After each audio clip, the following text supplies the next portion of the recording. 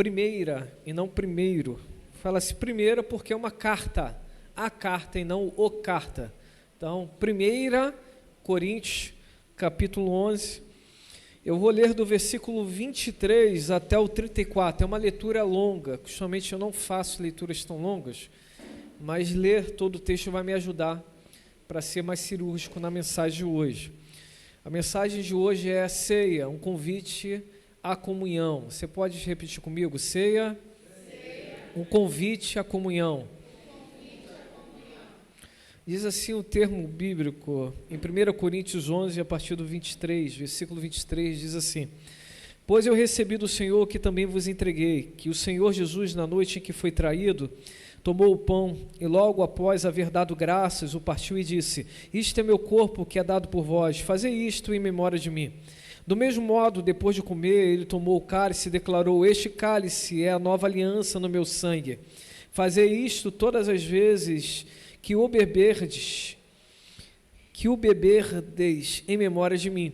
Portanto, todas as vezes que comerdes deste pão e beberdes deste cálice, proclamai a morte do Senhor até que ele venha. Por esse motivo, quem comer do pão ou beber da cálice indignamente será culpado de pecar contra o corpo e sangue do Senhor. Examine, pois, cada um a si próprio, e dessa maneira coma do pão e beba do cálice. Pois quem come e bebe sem ter consciência do corpo do Senhor, come e bebe para a sua própria condenação.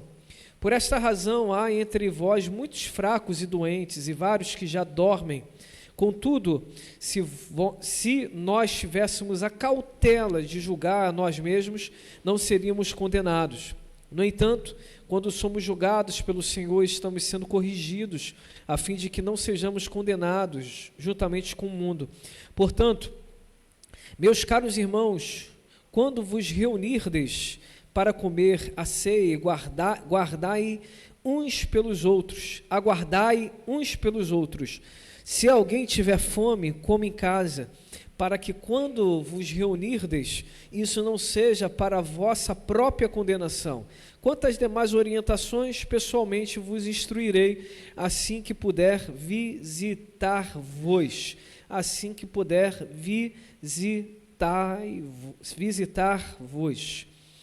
Ceia, um convite à comunhão.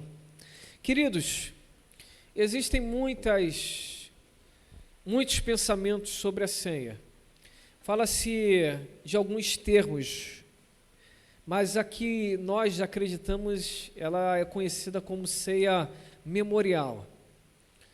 Ela não tem a caracterização de um corpo, consubstanciação de Cristo, que para nós o pão não é a carne e o suco da uva não é o sangue, mas também não é transubstanciação que se faz, e naquele momento ali há uma graça extraordinária, porque vem e aqueles elementos acabam sendo transformados de forma muito mística.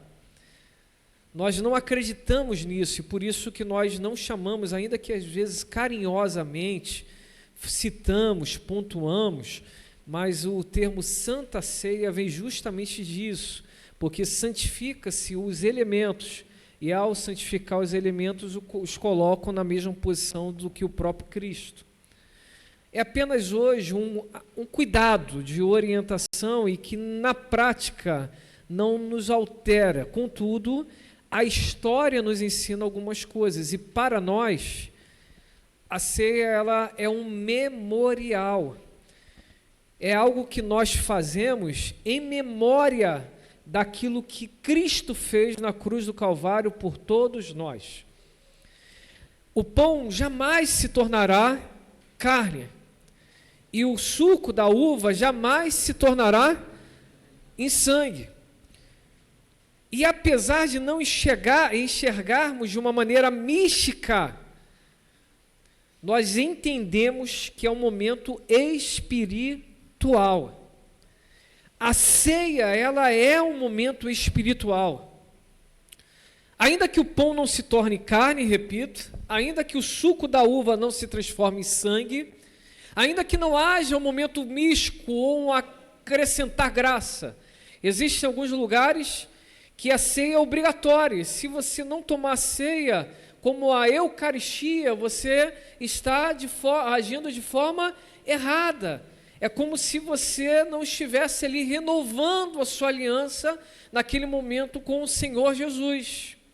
Um dia um rapaz falou, olha, eu não tomei, na verdade, alguns já vieram nessa conversa, eu não tomei não comi do pão, não tomei da ceia. E como pastor, e o pastor é aquele que também educa, é aquele que também ensina. Eu falei, olha, nós acreditamos que é memorial. Biblicamente, o não tomar ceia naquele exato momento por alguma dificuldade, não te subtraiu a graça, você não está caído da graça por causa disso. Contudo, por questão espiritual, por questão também emocional, afetiva, também não vejo problema em servir a ceia para o irmão. Não vejo problema de servir a ceia para o irmão. E a nossa casa de oração tem por esse costume. Não é uma coisa que vai te tirar da graça se você não tomar. Mas se há uma necessidade em seu coração também, o porquê não tomar? Mesmo não sendo aquele momento, como hoje, um culto de ceia. Então, tendo dito isso para aquela pessoa, expliquei justamente isso. Apesar de não subtrair a ceia, ou não subtrair a espiritualidade, a ceia ainda assim é um momento extremamente espiritual. Porque o convite à ceia, primeiro é um convite para sentarmos na mesa do Senhor. Você pode falar comigo primeiro? É um convite para sentar na mesa do Senhor. Não é qualquer mesa, é a mesa do Senhor. Não é qualquer fast food, é a mesa do Senhor. E algumas coisas se destacam quando nós falamos que é um convite para sentar à mesa. Para um bom judeu, pensando naquele momento em que o Senhor instituiu a ceia, eles estavam passando pelo período da Páscoa, que foi uma saída, um período que foi posterior à saída, que abriu a saída do povo judeu daquele momento de grande escravidão. Então existiam alguns elementos que faziam parte dessa ceia, que representavam os momentos amargos que eles viviam no Egito. E até hoje os judeus se lembram desse momento e tomam da ceia que era a ceia para o judeu, que era a representação de uma libertação que Deus, o Todo-Poderoso, o Eterno, estabeleceu sobre a vida deles. Mas naquele dia em que Jesus iria ser traído, ele se reuniu com os seus discípulos, porque o judeu não senta para comer e para beber, naquele caso específico bíblico, com pessoas que não estão na roda de comunhão com eles. Então, sentar à mesa ali foi com os discípulos, e tinha um propósito para isso. Tinha um significado para isso, tinha uma intenção nisso. Então, primeiro ponto, quem senta na mesa do Senhor? Aqueles que são discípulos. Todo discípulo é convidado a sentar à mesa. E quem são os discípulos? São aqueles que ouviram a voz do Senhor e disseram sim. Esses são os discípulos. Mas a ceia, ela tem um outro significado. Primeiro, o convite a sentar à mesa, e a mesa traz um significado muito especial, que é o significado da comunhão. Primeiro, a comunhão com o Senhor. Ninguém que não tenha comunhão com o Senhor consegue permanecer por muito tempo na mesa. Pode até comer, pode até beber, mas depois vai rapidamente procurar meios e formas de apontar onde o Jesus está, logo traindo-o com as suas atitudes. O convite do Senhor é que você sente a mesa. Segundo, que você tenha comunhão com o Senhor. Mas em terceiro, esse convite à comunhão nos expressa algo importantíssimo. Que no momento da ceia, e que Jesus ali estava ressignificando, colocando os elementos comuns para todos os bons judeus e apontando para a libertação não de uma nação opressora, mas a libertação do pecado. A libertação daquilo que aprisiona uma humanidade inteira. Jesus aponta para isso dizendo, olha, mas é importante, quando vocês estiverem reunidos, vocês cuidarem de algumas coisas. E Paulo é categórico, dizendo, olha, daquilo que recebi também vos comunico. Porque na noite que foi traído, ele começa a falar, e avançando no texto ele diz, contudo, é importante que cada um faça uma análise de si mesmo. Para alguns discípulos, aquele convite à mesa, aquele convite à comunhão, era a coisa mais extraordinária. Mas para um outro discípulo, aquele convite à mesa, aquele convite à comunhão, era apenas um estágio de algo que ele já estava planejando há muito tempo, que era a traição do nosso Senhor Jesus Cristo. Eu vejo o caso de Judas como o caso de Caim e Abel, que se apresentaram diante do Senhor, que entregaram os seus sacrifícios, e que o Senhor olha e diz, Caim, tem alguma coisa estranha no seu coração, mas cabe você dominá-la. O convite a sentar à mesa, a ter comunhão com o Senhor, nos chama para essa alta análise, porque todos nós vivemos situações tão complicadas, mas a responsabilidade de dominarmos essas situações está sobre as nossas respectivas vidas. Algumas pessoas tendenciam a dizer, mas eu traí Jesus porque ele não quis ser aquele Messias esperado para os judeus. Outros dizem, olha, eu traí Jesus porque ele não agiu da maneira como deveria agir. No final, muitas pessoas colocam desculpas para atitudes indevidas, mas no ponto máximo o que nós entendemos é, cada um responderá por suas próprias atitudes.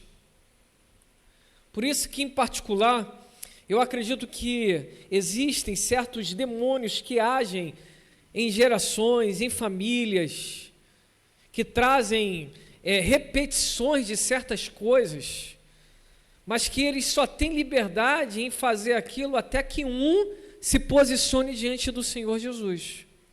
Porque quando um se posiciona diante de Jesus, meu irmão, não precisa de uma grande luz, precisa de um ponto de luz, e toda a treva se dissipa. Basta um ponto de luz.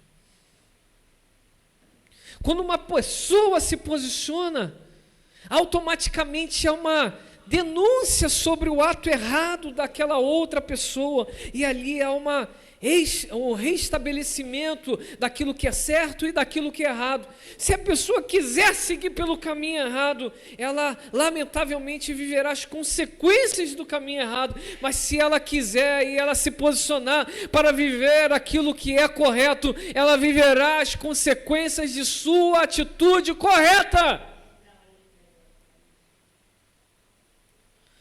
Existem muitos que dizem que há maldições sobre cristãos,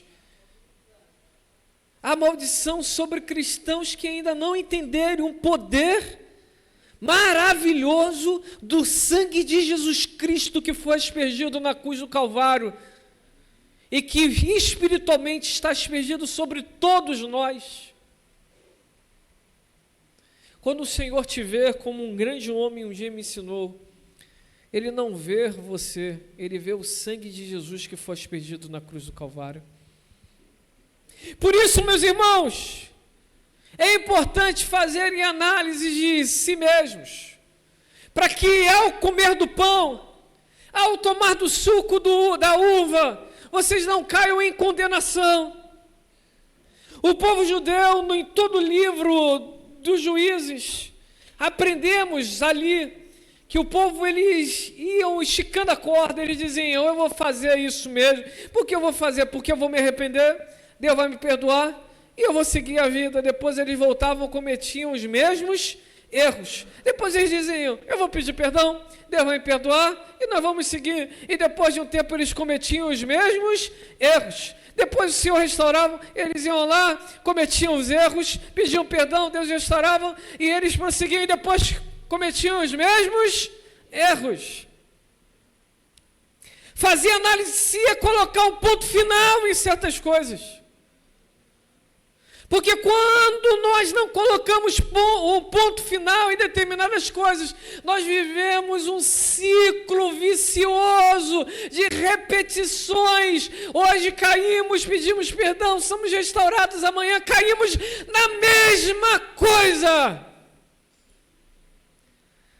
Não há transformação se não houver um arrependimento genuíno. E arrependimento genuíno é, eu fiz, machuquei, pessoas me machuquei, não quero mais fazer, eu volto para aquilo que Deus estabeleceu para a minha vida e não quero mais saber dessas outras coisas.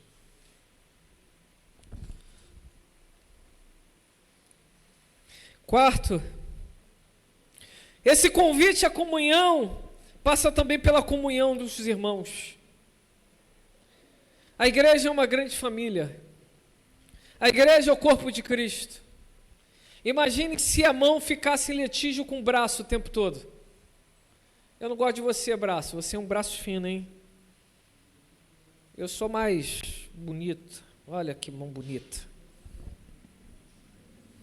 O convite à comunhão é necessário, porque o mundo saberá que somos do Senhor pela comunhão que temos uns com os outros.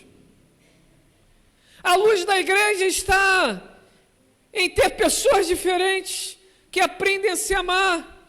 Por isso que, biblicamente, nós somos chamados de irmãos e irmãs.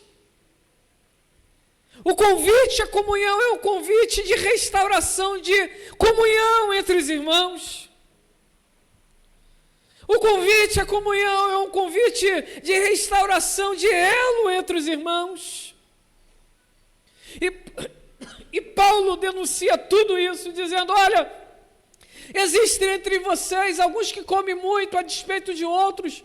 Tem gente que nem come em casa para encher a barriga lá na ceia. Para com isso. A ceia é um memorial. A ceia é um momento de comunhão. A ceia é um momento espiritual. Mas não é um momento para vocês ficarem se degradando a este ponto, vivendo partidarismo, vivendo panelas.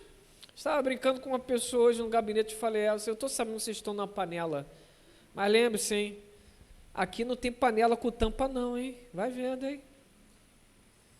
Aqui não tem panela com tampa não, hein. Todo mundo pode entrar. Mas é ziquezado, Jesus chamou esses ziquezados mesmo. Você também é. Não existe panela. Panela não pode ter entre os irmãos. Não existe. Porque a visão é integrar.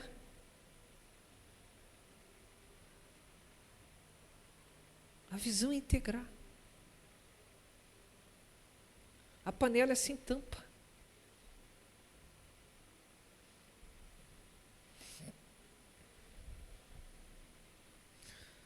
Nós agimos sempre para apaziguar. Nós somos chamados para criarmos pontes de restauração. Nosso chamado não é levantar muros de divisão. O nosso cuidado é dar atenção a todos, de todas as formas possíveis.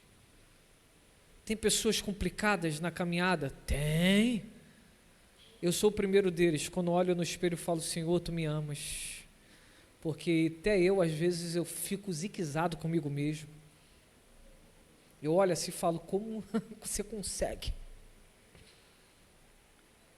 O chamado do cristianismo, do evangelho, é trazer para perto. É trazer os marcos da vida que querem escolher os lugares onde devem ir. Paulo resistiu no primeiro momento, mas no segundo momento diz: traga para mim, porque é muito útil. O caminho do evangelho é o caminho que Paulo ensinou em 2 Timóteo. Olha, fiel companheiro, eu peço para que ajudes a Evódia e Sintique, porque são mulheres fiéis, mas que estão em extremo litígio uma com a outra. O chamado do evangelho é criar pontes. O chamado do evangelho é estabelecer Filemão e Onésimo. Ei, Filemão, escravocrata, eu sei que ele é um escravo fujão, mas ouça esse pedido desse velho, Paulo dizendo na carta, esse velho aqui, trate-o com amor, porque ele foi muito útil para mim. O chamado é criar pontes. O chamado é a restauração. O chamado é da comunhão. Seria bom que se tudo fosse perfeito, mas as coisas não são perfeitas como nós queremos. Por isso que nessa diferenciação, nessa diversificação, nós precisamos entender que aqueles que hoje machucam, amanhã podem curar. E aqueles que hoje estão curando, amanhã podem machucar. E isso é normal, porque todos nós somos seres humanos. O que precisamos é tomar cuidados.